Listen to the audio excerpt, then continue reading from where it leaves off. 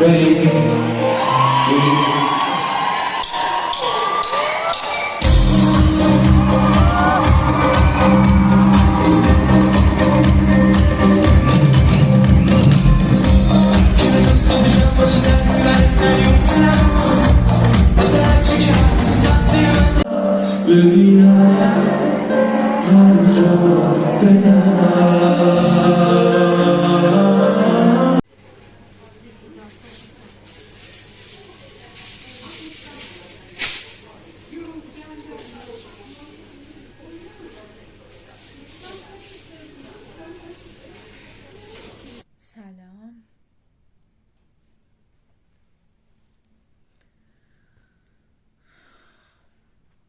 حدوداً 5-6 ماه از آخرین ویدیویی که گذاشتم میگذره.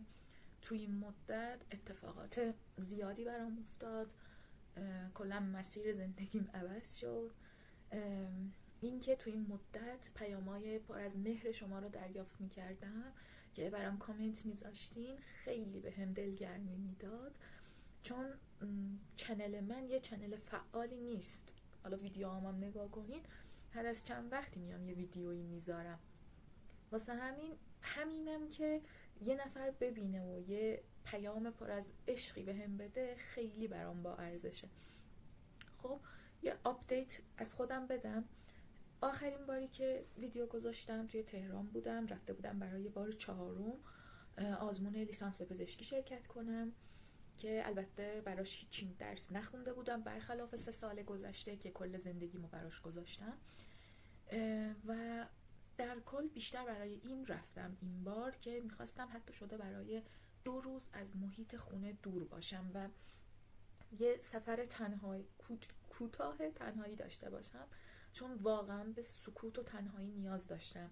وگرنه خب میدونستم وقتی هیچی نخوندم 100% قرار نیستش که قبول بشم. و خب اون سفر واقعا به هم کمک کرد، چون حتی همون 2 روز هم واقعا برای من حکم حیاتو داشت. توی راه برگشتم که با قطار داشتم برمیگشتم، با 3 دختر خیلی جوون و پر انرژی افتاده بودم و توی مسیر برگشت کلی با هم خندیدیم و گفتیم و اینا. ولی خب باز مثل همیشه که هیچ کدوم از دوستیای من برام نمیمونه، اینا هم برام نموندن. یعنی همون اون روز تموم شد. من واقعا توی نگه داشتن دوست خیلی مشکل دارم. یعنی دوست پیدا کردن برای من خیلی راحته. یعنی من با همه جور آدمی از هر قشری، از هر سنی، از هر جنسیتی من میتونم باهاش دوست بشم. ولی بدبختی اینه که من هیچ وقت نمیتونم اون دوستی در واقع سطحی رو، یا بهتر دوستی نه، همون ارتباط گرفتن سطحی رو من نمیتونم که به یه رابطه صمیمی تبدیلش کنم. و در کل همیشه توی این مشکل داشتم که هیچ وقت هیچ دوست صمیمی توی زندگیم نداشتم، خصوصا مثل بقیه دخترها. خلاصه بعدش توی تابستون تصمیم گرفتم، چون نمیدونم یادم نیست که توی ویدیوی آخرم گفتم که 1 سال بود که من دردهای وحشتناک سوماتوفورم داشتم. دردهای سوماتوفورم اگر که نمیدونین یعنی همون دردهای عصبی که به اصطلاح میگن. یعنی انقدر روح و روان تو تحت فشار قرار میگیره که اون دردی که روحت داره تجربه میکنه میزنه به جسمت و یه دردهایی پیدا میکنی که هیچ درمانی هم نداره و فقط باید روحیت رو بهتر کنی تا اون دردها بهتر بشن. بعد من 1 سال خیلی یعنی در واقع از شهریور 1402 تا شهریور 1403 من دردهای خیلی وحشتناکی رو تجربه میکردم توی دستام و پاهام. و تصمیم گرفتم که یکم برای اینکه از محیط خونه باز بیام بیرون و یکی هم برای اینکه این دردهام بهتر بشه، تصمیم گرفتم که یه ورزش جدید شروع کنم و نگاه کردم دیدم که یه ورزش جدیدی که اومده و خیلی برای من پر از هیجان، چون من ورزش‌های هیجانی دوست دارم. مثلا اینو دوست ندارم که برم از صبح تا شب تو باشگاه وزنه بزنم، این اصلا هیچ هیجانی برای من نداره. بعد گفتم که خب برم این جامپینگ رو ثبت نام کنم. رفتم ثبت نام کردم، خیلی ازش راضی بودم و در کل اون نیازهای منو برطرف کرد. درسته که اولش خیلی سخت بود که باهاش تطبیق پیدا کنم، چون بدنم خیلی خیلی خشک بود، چون 3 سال خونه نشین بودم بدون هیچ فعالیتی. خلاصه بعد همون سالونی که من برای سالن که نه، یه مجموعه زیبایی بود که توش باشگاه هم داشت و همون جایی که من برای ورزش میرفتم دیدم که یه آگهی استخدام هم گذاشته برای رسپشن، کارشناس پذیرش، که گفتم چه بهتر، اینجا رو خیلی دوست دارم، محیطش خیلی محیط لوکسیه، خیلی محیط جذابی به نظر می اومد. گفتم که خب چه بهتر من همینجا مثلا رزومه اینا بفرستم، اگه اوکی شد که همینجا خب کار میکنم.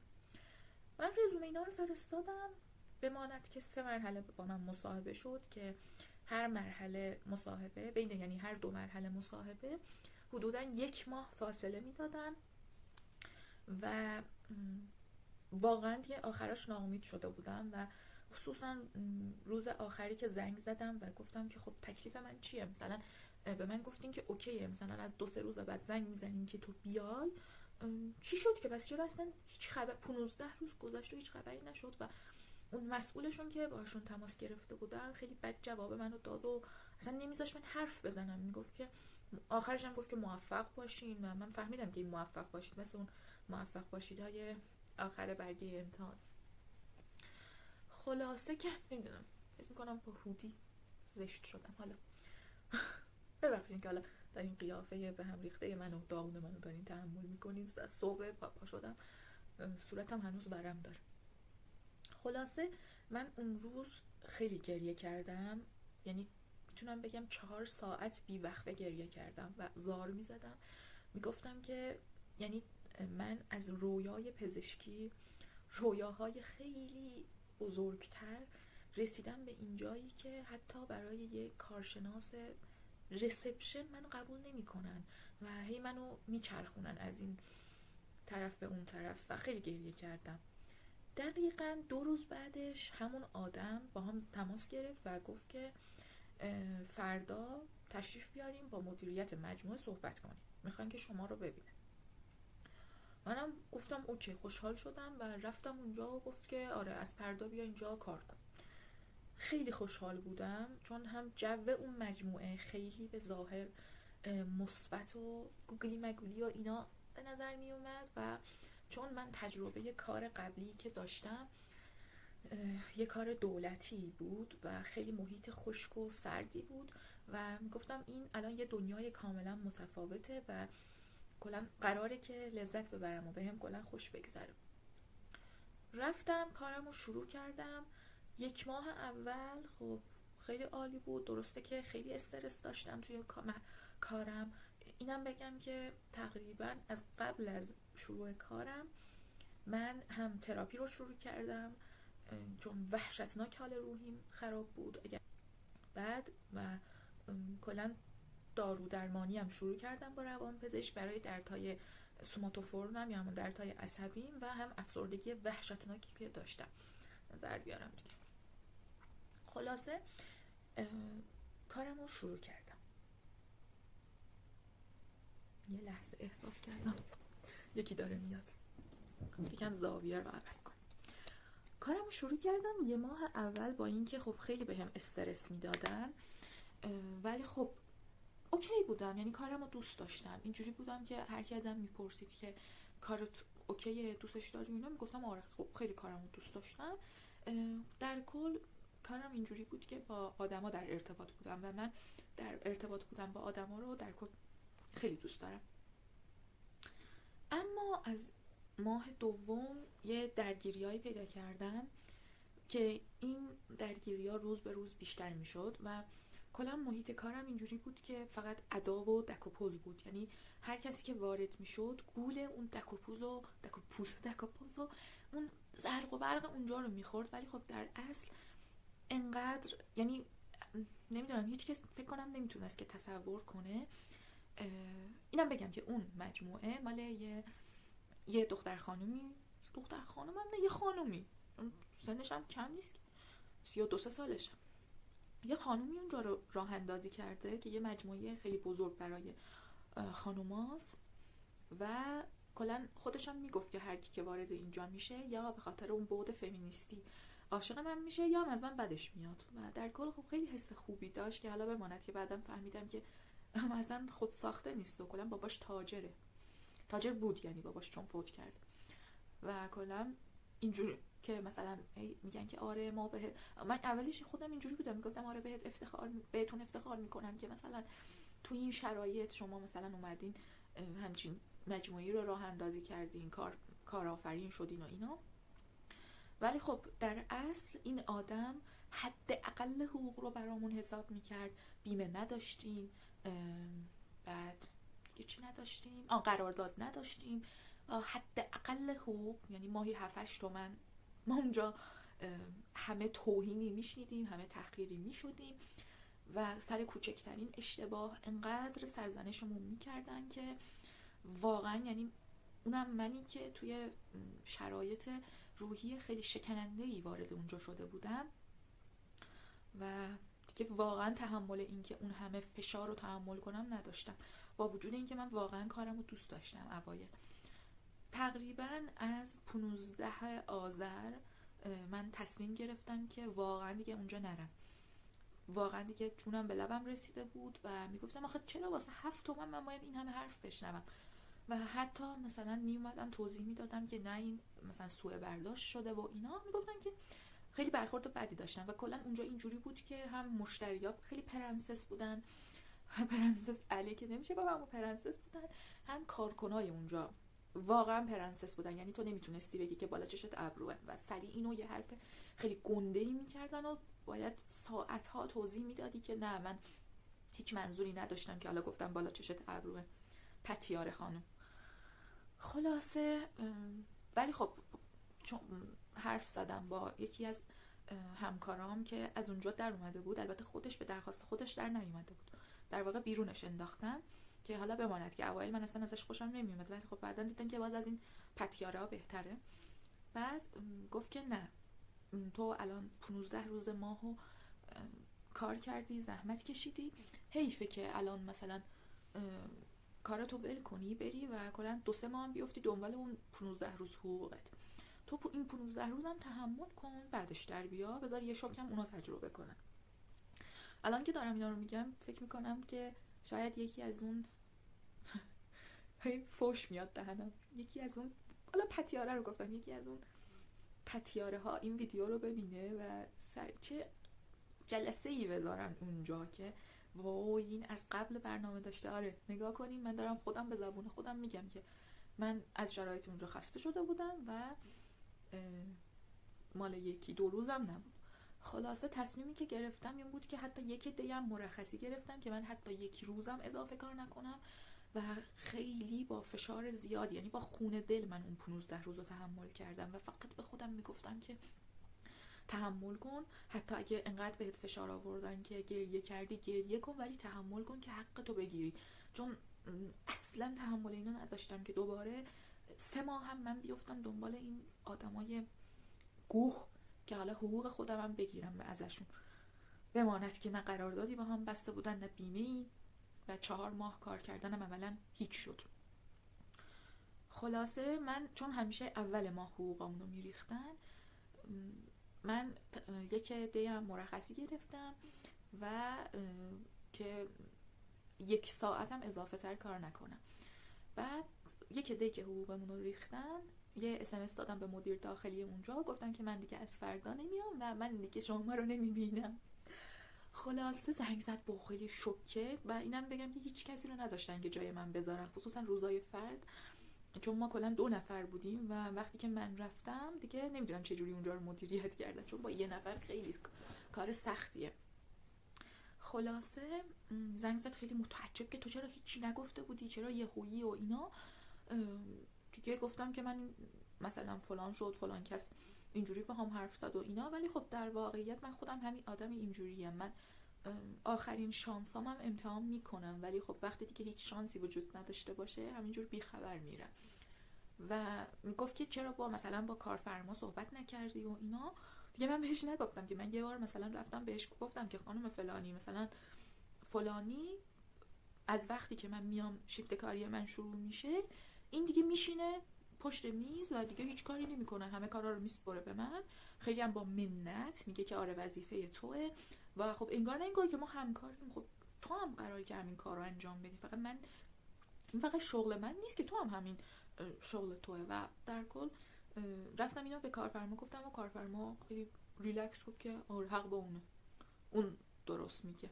و دیگه عدالتش رو من اینجا فهمیدم دیگه، چه نیازی به این بود که من برم بیشتر باهاش حرف بزنم. کلا کسی میره حرف میزنه میگه که گلایه میکنه که بخواد دیگه اونجا بمونه. من دیگه همه پلا شکسته بود، دستم وای وای دستم شکست، اینو دستم گرفت.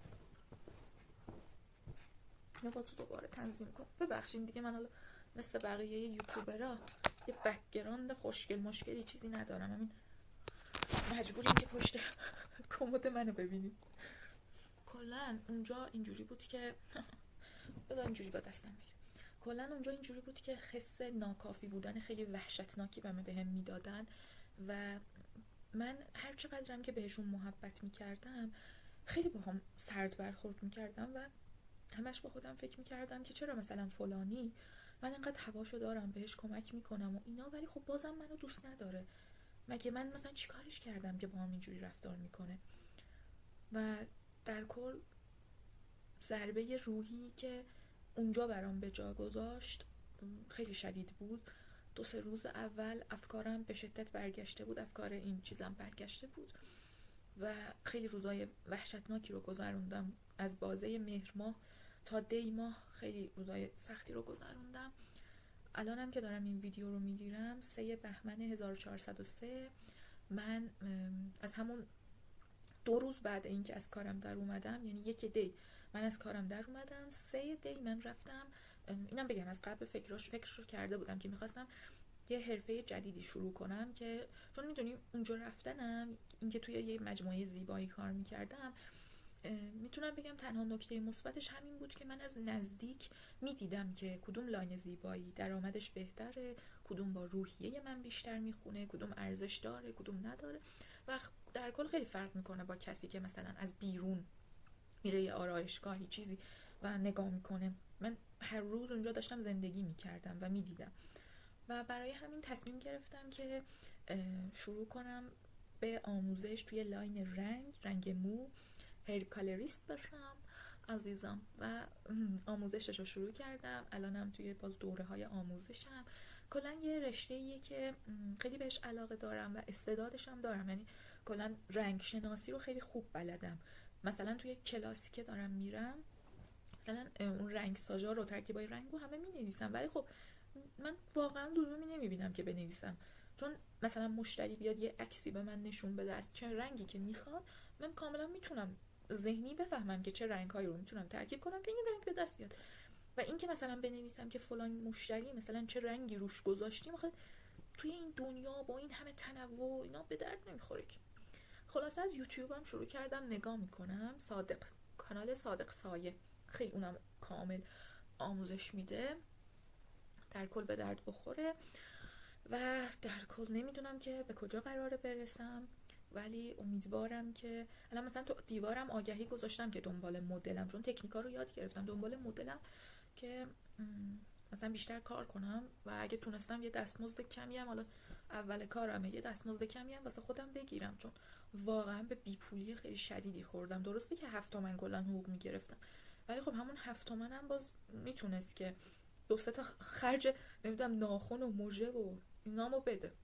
حالا خیلی راضیم که از کارم در اومدم، خیلی خیلی راضیم، یعنی جز بهترین تصمیمای زندگیم بود و واقعا دلم برای اونایی که اونجا گیر کردم و شهامت، شاید میدونم چون روزی که من در اومدم میدونم که الان چیا دارم پشت سرم میگن که آره فرزانه خیلی دختر ضعیفی بود که با مثلا کوچکترین فشاری از اینجا در اومد و فکر میکنن که منم که اونا رو از دست دادم. در واقع نمیدونن که من انقدر آدم قوی بودم، انقدر شهامت داشتم که از محیطی که منو داشت زجر میداد، ذره ذره داشت منو میخورد، تونستم خودم رو بکشم بیرون. و شماها هنوز این شهامت ها رو ندارین و دلتون رو به اون چندرقاس پوله خوش کردین.